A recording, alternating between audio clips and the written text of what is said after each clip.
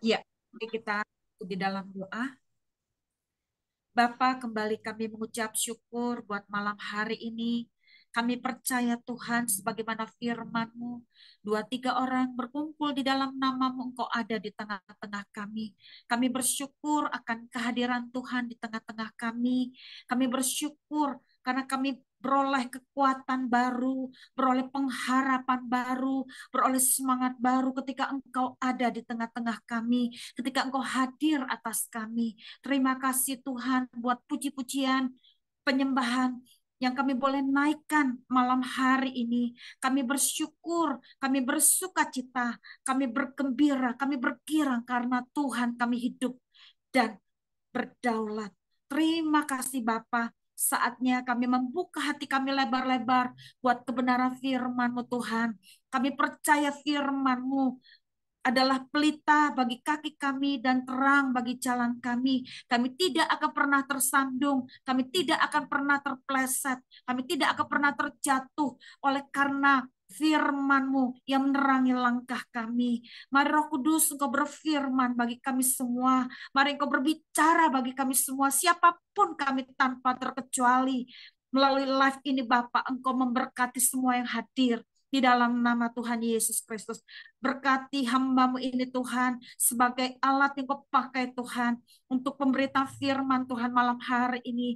Biar Kau pakai lidah bibir mulutnya menjadi saluran berkat bagi kami semua. Terima kasih Tuhan juga buat semua yang hadir malam hari ini. Kau juga memberkati melalui kebenaran firman-Mu. Berkati setiap ruangan di mana kami berada, setiap tempat di mana kami berada, dan juga setiap hati kami, jiwa kami, roh kami, pikiran kami. Engkau juga lawat, Engkau juga baharui ya Bapa. Sehingga sebagaimana penglihatan tadi Tuhan benih firman boleh jatuh di tanah yang baik, di tanah yang subur, yang boleh membawa pertumbuhan yang semakin baik ke arah Kristus. Terima kasih Bapa, kami percaya jalannya pemberita firman Tuhan malam hari ini dalam kendali Roh Kudus. Di dalam nama Tuhan Yesus Kristus, kami berdoa dan kami mengucap syukur.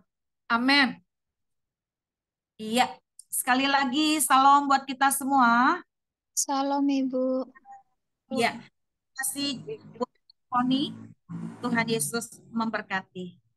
Iya, saudaraku, kita masih melanjutkan di minggu lalu, ya, berpengharapan di dalam Kristus, ya. Hari ini kita juga akan mengulas kembali tentang berpengharapan di dalam Kristus bagian kedua, ya. Kenapa penting untuk saya sampaikan di tengah-tengah kita, ya? Karena ada begitu banyak kekecewaan yang terjadi, ada begitu banyak kesedihan yang terjadi oleh karena masalah yang belum kunjung usai, oleh karena penyakit yang belum kunjung sembuh, oleh karena perekonomian belum stabil, ya, oleh karena berbagai keadaan yang terjadi yang membuat kesedihan demi kesedihan, yang membuat keletihan demi keletihan, yang membuat kegalauan demi kegalauan. Itulah yang terjadi. Pengharapannya menjadi pupus, ya. Pengharapannya menjadi kendor, pengharapannya menjadi bablas, ya. Hari ini mari kita kembali menguatkan roh kita, menguatkan hati kita, menguatkan jiwa kita, supaya kita tetap berpengharapan di dalam Kristus. Karena firman Tuhan katakan di dalam Roma 5 ayat 5, pengharapan di dalam Kristus tidak pernah mengecewakan. Saudaraku, mari kita buka firman Tuhan dari Habakuk. Habakuk 3 ayat 17 sampai dengan 19. Habakuk 3 ayat 17 sampai dengan 19. Sebagaimana pujian tadi, ku perlu Tuhan yang menolongku, ku perlu Tuhan di hidupku, ku perlu Tuhan dalam seluruh aspek kehidupan kita. Ku perlu Tuhan kapanpun, dimanapun kita berada. Mari saudaraku kita baca bersama-sama. Habakuk 3 ayat 17 sampai dengan 19. 2, 3, iya. Sekalipun pohon ara tidak berbunga, pohon anggur anggur tidak berbuah, Hasil hasil kebun zaitun mengecewakan. pun Sekalipun ladang-ladang tidak menghasilkan bahan makanan, kambing kambing domba terhalau dari kurungan, dan dan tidak ada lembu sapi dalam kandang.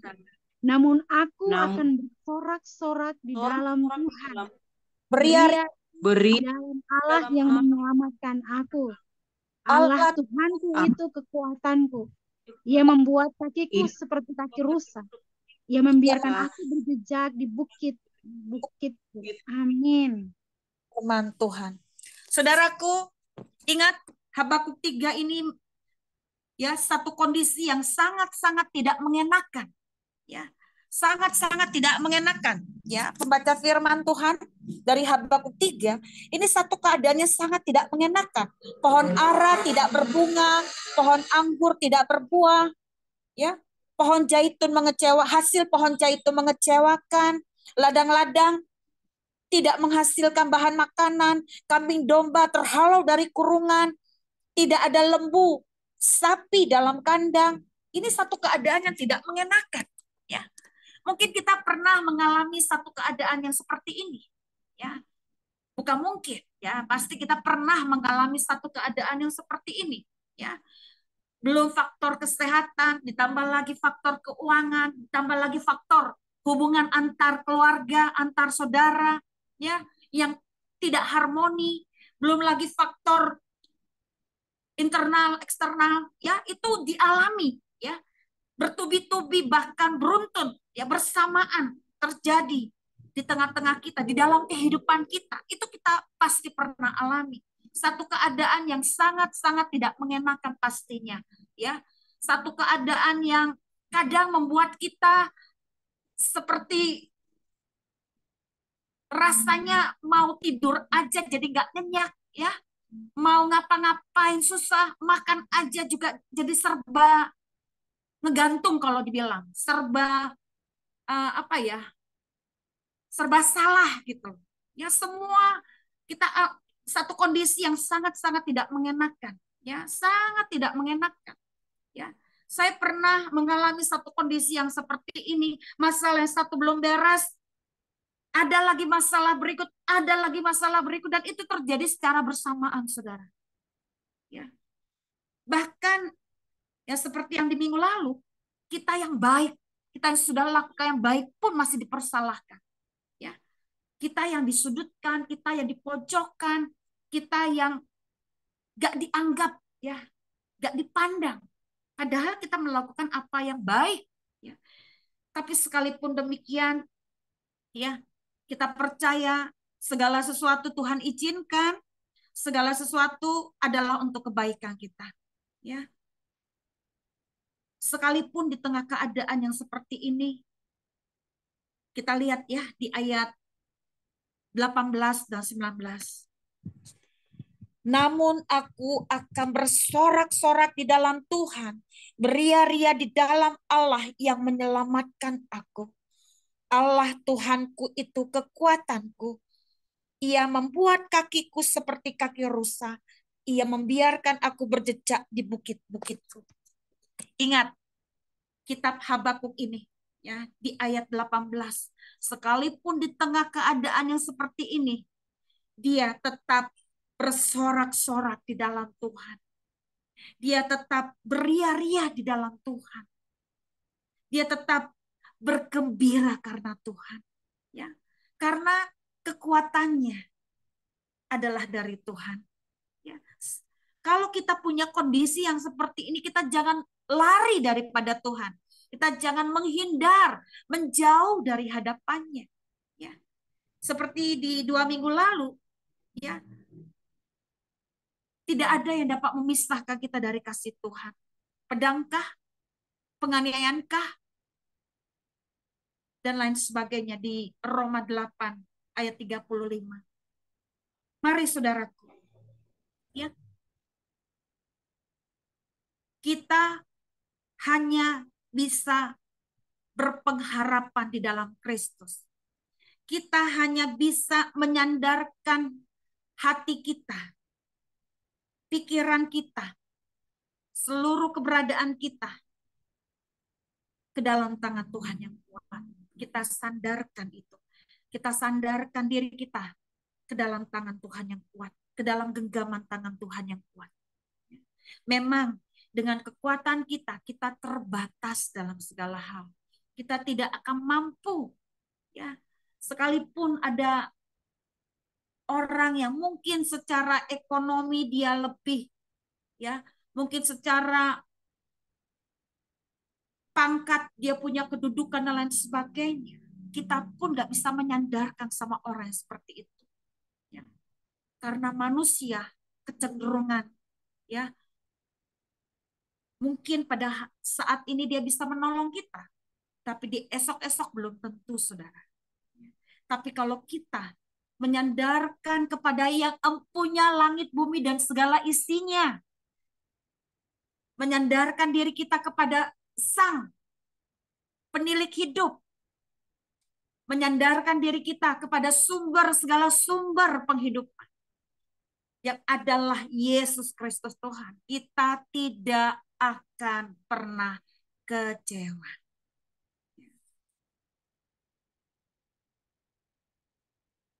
Saya percaya masalah demi masalah itu bukan untuk semakin membuat kita terpuruk, tetapi justru membawa kita naik level, naik kelas, ya. Coba ingat-ingat baik, pernah nggak kita nggak ngalami yang namanya ujian sekolah? Pernah nggak kita nggak dapat soal ujian? Ayo perhatikan. Coba ingat-ingat deh, pernah nggak kita langsung naik kelas 5, langsung naik SMP, langsung naik SMA begitu saja tanpa melalui ujian? Nggak ada. Bahkan seminggu penuh kemarin, ya, anak saya Karen ujian SMP. Dia harus ujian untuk masuk SMA. Ya seperti tadi kesaksiannya Mbak Ivoni, ya, Priscilla masuk SMP. Dia harus melalui ujian juga. Bagaimana dengan kita? Kita harus bersyukur dengan ujian itu. Kita harus bersyukur Tuhan kasih kita untuk naik level. Tuhan kasih kita untuk naik kelas. Bersyukur, saudara. Mari kita belajar mengucap syukur. Kita belajar mengucap syukur karena setiap ujian itu untuk maksud dan tujuan Tuhan. Ya, Tuhan mau bawa kita berbeda dengan yang lain. Kalau kita lulus, kita akan naik kelas, kita akan naik level. Coba lihat dengan orang-orang yang nggak mengalami ujian. Datar-datar aja hidupnya. Biasa-biasa aja hidupnya. Tapi orang-orang yang mengalami ujian demi ujian, dia akan naik. Ya, akan ada perbedaan, saudara. Memang kalau secara manusia kita nggak akan kuat. Ya, ketika keadaan seperti di kitab Habakuk tadi, ujian demi ujian, ya, masalah demi masalah, ini beruntun. Ini keadaan yang sangat-sangat tidak mengenakan, saudara. Semua numpuk di situ. Ya, satu keadaan yang sangat-sangat tidak mengenakan kalau itu juga terjadi dalam hidup kita. Dan saya percaya kita pun pernah mengalami itu. Sangat-sangat tidak mengenakan. Kalau ada orang yang menasihati kita pada saat kita sedang dalam masalah, lu cuma bisa ngomong doang. Mungkin kita pernah ada pikiran seperti itu. Saya pun pernah ngalami seperti itu. Lu cuma bisa ngomong, lu nggak ngerasain yang gue rasain gitu loh. Memang ketika itu diperhadapkan kepada kita, ketika kita bisa menerima proses itu dengan caranya Tuhan, ketika kita bisa menuntaskannya, ketika kita boleh lulus, itu ada satu sukacita yang luar biasa, saudara. Ya. Dan saya bersyukur, saudara, saya menyampaikan ini, ya, saya nggak tahu ya, apakah karunia saya memang karunia proses dan karunia penuntas. Ya, saya seperti itu yang saya alami. Saya nggak asal ngomong, saudara. Ya, kalau saya pikir-pikir, kok saya bisa ya harus bergumul untuk pasangan hidup selama 10 tahun persis. Dan sampai pada akhirnya saya menerima konfirmasi. ya menerima jawaban yang dari Tuhan. Saya harus mendapatkan itu, saudara. Nah, ketika saya juga kuliah di STT, saya sempat hampir out dalam arti mau mengundurkan diri, saudara.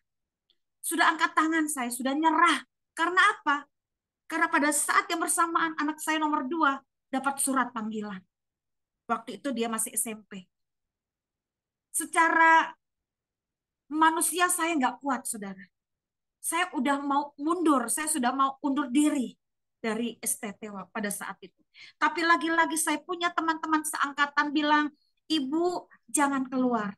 Ada panggilan Tuhan atas hidup Ibu. Ibu harus kuat. Akhirnya saya coba adakan pendekatan dengan anak saya. Ya, saya jumpai itu wali kelas. Saya nggak bisa bilang itu bukan anak saya. Saya nggak bisa bilang, ini kan cuma masalah anak, saya nggak perlu tahu. Nggak bisa, saudara. Akhirnya satu-satunya jalan adalah saya coba adakan pendekatan dengan anak saya. Ya, mungkin ada waktu-waktu yang terbuang begitu saja. Saya harus kembali memulihkan hubungan. Ya, saya coba adakan pendekatan. Bagaimanapun dia tetap anak saya. Saya harus rangkul dia. Saya harus bicara dari hati ke hati. Ya, dan akhirnya saya jumpai itu wali kelas. Saya jumpai juga teman-temannya, teman-teman sekolahnya yang satu ini dengan dia. Ya, dan puji Tuhan, ya, ada pembalikan keadaan. Kalau saya mundur pada saat itu, apakah menyelesaikan masalah, saudara? Belum tentu. Itu yang timbul di dalam benak saya. Kalau saya mundur dari STT, apakah akan menyelesaikan? Belum tentu. Yang ada malah menjadi-jadi, saudara.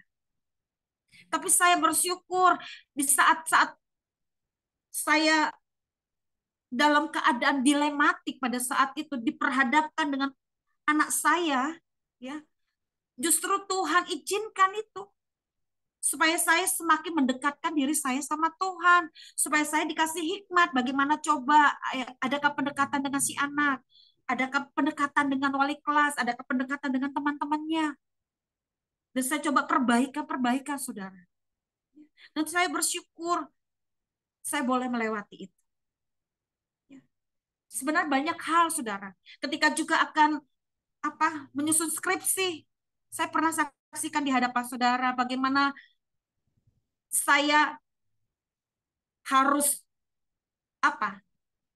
menerima perbaikan, ya. Ketika ujian proposal, saya nggak lulus. Saya harus perbaikan total, saudara. Apakah saya mau marah sama Tuhan? Apakah saya mau marah sama masalah saya? Apakah saya harus marah sama diri saya sendiri? Tidak, saudara. Dalam keadaan dilematik, justru Tuhan kasih saya hikmat. Justru Tuhan kasih saya hikmat, saudara. Dan saya bersyukur, ya, melalui keadaan itu terjadi pembalikan keadaan. Ya. Bahkan, puji nama Tuhan, saya lulus dengan nilai tertinggi. Saya sampaikan ini bukan untuk kesombongan. Sekali lagi, bukan untuk kesombongan. Tapi saya untuk menyatakan kebaikan Tuhan itu. Ya. Tuhan bisa, ya, melalui masalah untuk membawa kita semakin menyandarkan diri kita kepada yang empunya kita. Sumber segala sumber itu. Ya. Kalau dengan kekuatan saya pada saat itu saya tidak akan mampu, saudara. Seperti tadi saya sampaikan di hadapan saudara, maunya saya mundur. Maunya saya stop. Maunya saya berhenti total. Tapi enggak, saudara. Ya, saya sampaikan ini untuk menguatkan juga kita semua. Bahwa kita punya Tuhan yang hidup. Itulah kekuatan terbesar kita. Bukan kepada manusia, bukan kepada benda, bukan kepada keadaan. Tapi kita menyandarkan kita kepada yang empunya kita. Dialah kekuatan terbesar kita. Dialah satu-satunya pengharapan kita. Makanya jangan sampai pengharapan kita di dalam Kristus menjadi pupus, menjadi lemah, menjadi putus asa karenanya. Ada 3 poin penting yang harus kita perhatikan supaya kita terus berpengharapan di dalam Kristus. Yang pertama, stop mengeluh, tapi mulailah dengan mengucap syukur. Stop mengeluh. Sekarang kita mulai pakai dengan kacamatanya Tuhan. Kita pakai pola pikirnya Tuhan. Kita pakai sudut pandangnya Tuhan. Maka akan berbeda ketika kita melihat masalah demi masalah. Ya. Masalah tidak untuk menenggelamkan kita. Masalah tidak untuk memojokkan kita. Tapi masalah justru membawa kita naik level, naik kelas. Makanya ada istilah, ada berkat di balik masalah. Ada berkat di balik masalah. Bagaimana jika suami kita masih gitu-gitu aja? Mengucap syukur. Bagaimana jika keuangan kita begitu-gitu aja? Mengucap syukur. Bagaimana jika keluarga kita masih gitu-gitu aja? Mengucap syukur. Bagaimana jika kesehatan kita begitu-gitu aja? Mengucap syukur. Pokoknya stop mengeluh, tapi mulailah mengucap syukur. Yuk kita belajar mengucap syukur. Ya. Tuhan terima kasih untuk suami yang terbaik.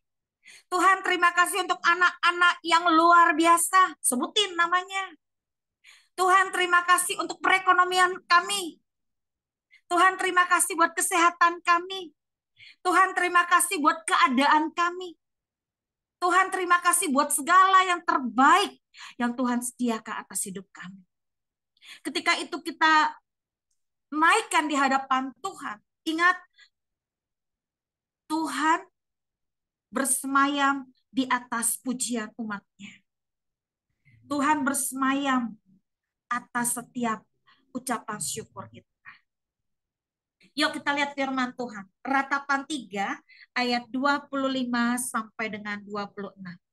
Ratapan 3 ayat 25 dan 26. Mari kita baca bersama-sama.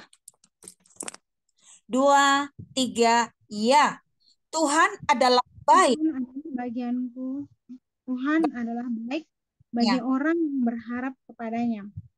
Bagi Jiwa jiwa yang mencari Dia. adalah baik. Adalah baik menanti dengan diam pertolongan Tuhan. Amin. Amin. Katakan Tuhan baik bagi kita yang berharap kepada Tuhan, bagi kita yang mencari pertolongan di dalam Kristus. Ya. Yuk kita lihat lagi Mazmur 118 ayat 1 sampai dengan 4. Salah seorang bisa baca? Mazmur 118 ayat 1 sampai dengan 4. Iya, silahkan.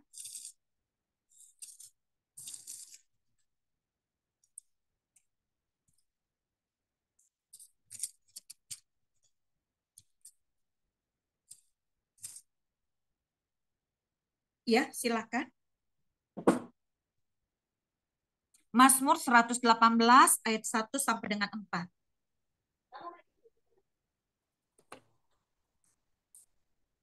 Mazmur 118 ayat 1 sampai dengan 4. Nyanyian puji-pujian. Bersyukurlah kepada Tuhan sebab Ia baik, bahwasanya untuk selama-lamanya kasih setianya. Biarlah Israel berkata bahwasanya untuk selama-lamanya kasih setianya. Biarlah kaum Harun berkata bahwasanya untuk selama-lamanya kasih setianya. Biarlah orang yang takut akan Tuhan berkata bahwasanya untuk selama-lamanya kasih setianya. Iya, bersyukurlah kepada Tuhan sebab Ia baik, bahwasanya untuk selamanya kasih setianya. Bersyukurlah. Mari kita bersyukur, saudara. Ya. Saya percaya orang-orang yang bersyukur Tuhan perhitungkan. Ya, Tuhan tidak biarkan orang-orang yang bersyukur ini dicampakkan. Enggak, Tuhan biarkan, saudara. Tuhan enggak biarkan terpuruk, Tuhan enggak biarkan tersandung, Tuhan enggak biarkan terpeleset. Tuhan enggak biarkan dia merana, meratap ya dalam keadaan tidak menentu. Tidak, Tuhan biarkan, saudara. Ya, di sini Luar biasa di ayat 1 sampai 4 tadi. Bersyukurlah kepada Tuhan sebab Ia baik. Bahwasanya untuk selama-lamanya kasih setianya. Saya percaya saudara dan saya telah mengalami kasih setia Tuhan. Telah mengalami pertolongan Tuhan. Kalau dulu saja Tuhan tolong. Kalau dulu saja Tuhan bela. Masakan sekarang nggak Tuhan tolong, nggak Tuhan bela. Tuhan yang sama akan melakukan hal yang sama juga atas kehidupan kita. Hari ini, hari esok, bahkan selama-lamanya. Pertolongannya, pembelaannya sempurna. Dari zaman Israel, ketika ada di padang gurun, boleh menerima bagaimana mana dicurahkan, tidak kelaparan. Bagaimana malam yang mencekam, disediakan tiang api supaya menghangatkan tubuh. Pada siang hari, panas terik yang mencekam, disediakan tiang awan supaya teduh. Artinya, Tuhan yang sama sanggup menolong kita, anak-anaknya. Sanggup membela kita, anak-anaknya. Mari kita bersyukur. Bersyukurlah kepada Tuhan, sebab Ia baik. Mari kita memperkatakan itu setiap hari. Tuhan, terima kasih untuk suamiku. Tuhan, terima kasih untuk anak-anakku. Tuhan, terima kasih untuk keberadaanku. Tuhan, terima kasih untuk orang-orang yang Tuhan izinkan. Ya, Tuhan izinkan tanda petik untuk memprosesku sedemikian rupa. Tuhan izinkan masalah demi masalah untuk memprosesku sedemikian rupa. Terima kasih Tuhan, terima kasih. Makanya kemarin, saudaraku, ada satu kalimat yang keluar, yang saya bikin jadi status. Terima kasih Tuhan untuk segalanya. Udah, cukup. Terima kasih Tuhan untuk segala. Gak bisa lagi kita mengungkapkan terlalu besar, terlalu tinggi, terlalu dalam, terlalu luas untuk bisa mengungkapkan kebaikan Tuhan. Terlalu besar dari semuanya. Saya cuma menyimpulkan saja, terima kasih Tuhan untuk segalanya. Mari saudaraku kita mengucap syukur ya. Poin pertama adalah stop mengeluh, tapi mulailah dengan mengucap syukur. Yang kedua, bagaimana supaya kita berpengharapan di dalam Kristus? Yang kedua, ya saya percaya saudara pasti udah tahu ya. Mazmur 127 ayat 1. Pengharapan hanya kepada Yesus. Kenapa? Karena kita datang ke alamat yang tepat. Ya. Yang kedua, karena pengharapan kita di dalam Yesus, dialah segala sumber penghidupan kita. Ya. Yang kedua yaitu pengharapan hanya kepada Yesus. Mazmur 127 ayat 1. Ini yang Tuhan taruhkan kepada saya hari-hari ini. Dan puji nama Tuhan pada hari Minggu, beberapa minggu ini Tuhan juga taruhkan kepada hambanya untuk meneguhkan kembali apa yang saya terima dari Tuhan. Yuk kita baca bersama-sama Mazmur 127 ayat 1. Mari saudaraku, kita baca bersama-sama 2, 3, ya. Jikalau bukan Tuhan yang membangun rumah, usaha, sia-sialah usaha orang yang membangunnya. Jikalau bukan Tuhan yang mengawal kota, sia-sialah pengawal berjaga-jaga. Yang yaitu pengharapan hanya kepada Yesus. Biarlah Tuhan sendiri yang terus menolong kita, yang terus mengurapi kita, yang terus menyertai kita dalam setiap pengharapan kita, dalam setiap langkah kita, supaya kita berkemenangan di dalam Kristus. Dan yang ketiga, yang terakhir, jangan batasi Tuhan. Ya, jangan batasi Tuhan. Kita buka yuk Lukas 1 ayat 37. Ayat ini jadi rema buat saya, Lukas 1 ayat 37, itu tahun 2000. Saya terima firman ini. Jadi rema buat saya. Ya. Ketika saya bergumul buat pasangan hidup, ya, ini tahun ke-9 saya menanti jawaban Tuhan. Ya, tahun 2000, saya ingat banget. Ya. Ini melalui seorang WL. Ya, ini ada lagu pujian. Tiada, tiada, sesungguhnya tiada mustahil bagi dia. Ini kan lagu girang, saudara.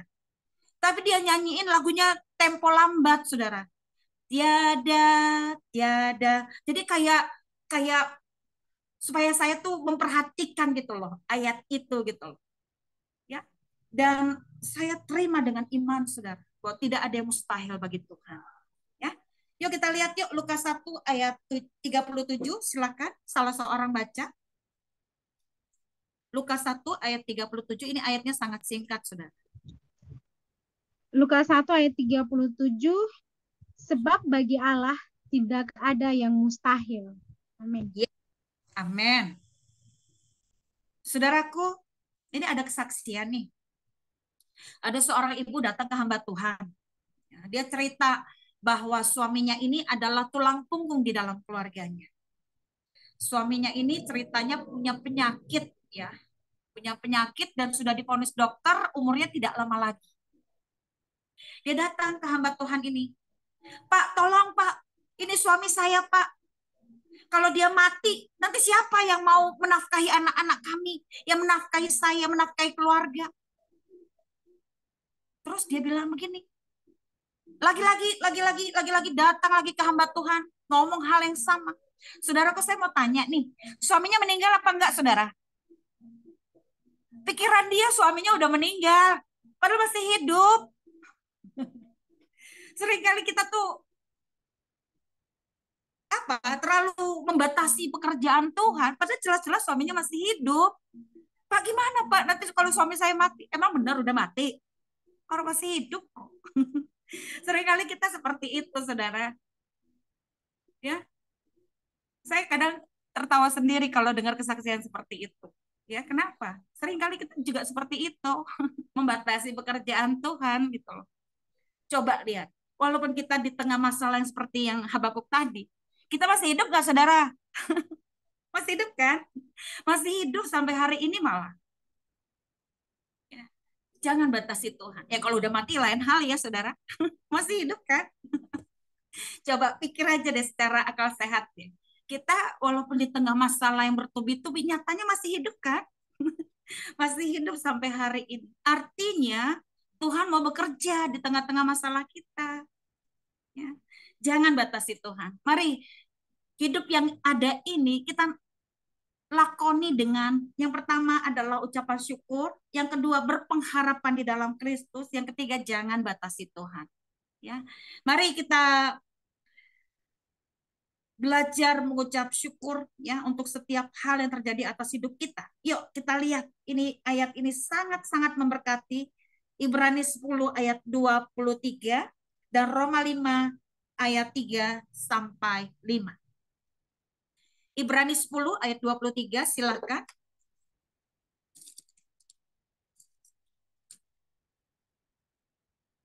Ibrani 10 ayat 23. Ibrani 10 ayat 23, marilah kita teguh berpegang pada pengakuan tentang pengharapan kita, sebab Ia yang menjadikannya setia. Iya, Tuhan setia, ya. Tuhan setia. Ya. Dia melihat, dia memperhatikan ketika kita berpegang teguh, ya, dalam pengharapan kita, ya. Dia yang menjanjikannya setia. Yuk kita lihat di Roma 5 ayat 3 sampai 5. Kita buka beberapa ayat dulu sebelum akhirnya kita menutup. Roma 5 ayat 3 sampai 5. Silakan.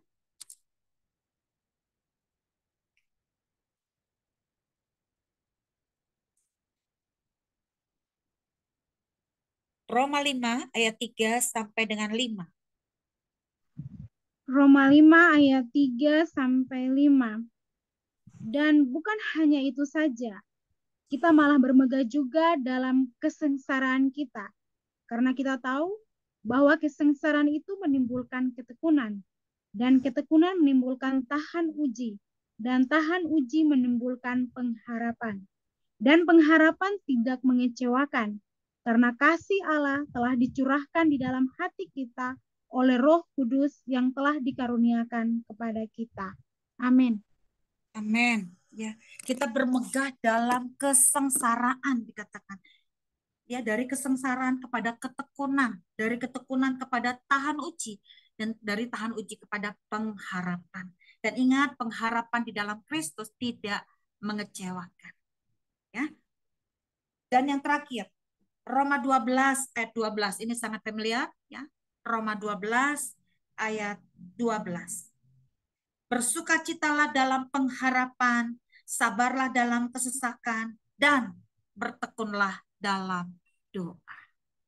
Ya, biarlah firman Tuhan malam hari ini meneguhkan kita kembali, ya, bahwa pengharapan di dalam Kristus tidak pernah mengecewakan. Kita tidak pernah tahu apa yang terjadi di depan kita, saudara. Tapi kita berdoa supaya Roh Kudus, ya, kita harus selalu menyertakan Roh Kudus dalam seluruh aspek kehidupan kita. Kita harus menyertakan Roh Kudus dalam pengiringan kita kepada Tuhan. Kita harus menyertakan Roh Kudus dalam kepercayaan kita, saudara. Jangan sekali-kali kita melenceng dari campur tangan Roh Kudus. Jangan sekali-kali kita menghindar, menjauh, bahkan mengabaikan Dia. Ya, karena kita terbatas dalam segala hal. Ya, tapi ketika kita berpengharapan, ya, kepada Roh Kudus, ya, kepada Tuhan dan firman-Nya, maka kita akan menyikapi setiap masalah dengan sudut pandang yang benar, ya, dengan kacamata yang benar, dengan cara yang benar, ya. Saya percaya, ya, wanita-wanita yang bijaksana, ya, wanita-wanita Allah, dia akan menyikapinya dari cara yang benar, dengan cara yang benar, ya, dari sudut pandang yang benar dan dengan cara yang benar, ya. Ada 3 poin penting bagaimana kita terus berpengharapan di dalam Kristus, ya. Yang pertama, stop mengeluh, tapi mulailah kita mengucap syukur. Mari berkati setiap masalah yang ada, ya. Bukan melulu, ya, memperkatakan kata-kata negatif, tapi mulailah kita berkati setiap masalah. Tuhan, terima kasih buat suami yang terbaik. Tuhan, terima kasih buat anak-anak yang terbaik. Tuhan, terima kasih untuk keluarga yang terbaik. Tuhan, terima kasih untuk sebutkan, ya, apapun itu. Ya. Yang pertama adalah stop mengeluh, tapi mulailah dengan mengucap syukur. Yang kedua, datang ke alamat yang tepat, yaitu Yesus Kristus. Ya, datang ke alamat yang tepat, yang adalah Yesus Kristus. Ya, kita tidak akan kecewa. Dan yang ketiga, jangan batasi Tuhan. Ya, jangan batasi Tuhan. Tuhan punya 1001 cara untuk memberkati kita anak-anaknya. Tuhan punya 1001 macam, ya, solusi untuk setiap pergumulan kita, untuk setiap kerinduan kita, untuk setiap pengharapan kita. Ya, bahkan Tuhan melakukan lebih dari apa yang kita doakan dan pikirkan. Ya, ya, jangan seperti ibu tadi, ya. Udah jelas-jelas memang ya, divonis dokter penyakitnya hitungan hari atau hitungan bulan. Ya, dia datang ke hamba Tuhan. Melulu itu yang disampaikan kepada hamba Tuhan. Tapi lagi-lagi si hamba Tuhan balik nanya, apakah suami ibu masih hidup? Masih, Pak. Pengharapan selalu ada. Ya, saya kalau kembali kesaksian ini kembali menggelitik saya soalnya, ya. Jadi artinya masih hidup kok. Ya, pengharapan selalu ada, walaupun di tengah sakit penyakit, ya, walaupun di tengah keadaan yang kurang baik, ya. Seperti di Habakuk tadi ayat 17 sampai 19, namun aku akan beria-ria, bersorak-sorai, bergirang karena Tuhan. Bahkan kaki kita seperti kaki rusa akan terus berlari, berlari, berlari, ya. Itu luar biasa, Saudara. Kalau kita bisa berlari di tengah masalah. Karena apa? Ada kekuatan yang Tuhan berikan kepada kita. Ada Roh Kudus yang selalu menyertai kita sehingga kita boleh kuat bahkan memenangkan, ya, setiap masalah demi masalah, ya. Sebagaimana menjadi pengharapan kita, kita menang atas setiap masalah, kita kuat, kita cakap menanggung segala perkara karena Roh Kudus ada atas kita. Amin. Mari kita tutup di dalam doa. Bapa, kami mengucap syukur buat malam hari ini. Terima kasih ya Roh Kudus, terima kasih ya Tuhan Yesus. Engkau sungguh baik, teramat baik dalam hidup kami. Terima kasih Tuhan, hanya ucapan syukur yang bisa kami naikkan di hadapan Tuhan. Kami menyadari jika kami melulu melihat masalah demi masalah, maka kami akan merasa kehilangan banyak hal. Kami akan merasa menjadi pribadi yang tidak menentu, menjadi pribadi yang tidak tahu bersyukur, menjadi pribadi yang tidak tahu berterima kasih. Tapi kami bersyukur malam hari ini Engkau kembali mengingatkan kami bahwa pengharapan di dalam Kristus tidak akan pernah mengecewakan kami. Kami percaya ada 3 hal yang mengingatkan kami kembali untuk kami stop mengeluh, tetapi mulailah untuk mengucap syukur. Yang kedua, kami mau belajar untuk datang ke alamat yang tepat, kepada sumber segala sumber, penilik hidup kami, Yesus Kristus Tuhan namanya. Yang ketiga, untuk kami tidak membatasi Tuhan. Roh Kudus ini kami dengan segala keberadaan kami. Kami tahu masalah yang ada di hidup kami, Tuhan izinkan untuk membawa kami naik level, untuk membawa kami naik kelas, untuk membawa kami takjub melihat perbuatan tangan Tuhan yang ajaib. Kami percaya itu Tuhan. Nah untuk itu Bapa, kami mau melalui setiap pemrosesan ini Bapa dengan hati yang penuh dengan ucapan syukur, dan kami pun mau menyelesaikannya, menuntaskannya bersama Engkau. Roh Kudus, mari teguh ke hati kami, kuatkan roh kami, supaya kami terus berpengharapan di dalam Kristus, sampai kami melihat janji-janji Tuhan digenapi di dalam kehidupan kami. Terpujilah namamu Tuhan kekal selama-lamanya. Materaikan setiap benih firman-Mu ini Tuhan ke dalam loh hati kami. Ajar kami Tuhan untuk terus berpegang teguh kepada janji-janji-Mu. Berpegang teguh kepada firman-Mu. Allah yang kami sembah hidup dan berdaulat. Terima kasih Bapa. Doa kami termeterai di dalam nama Tuhan Yesus Kristus. Amin.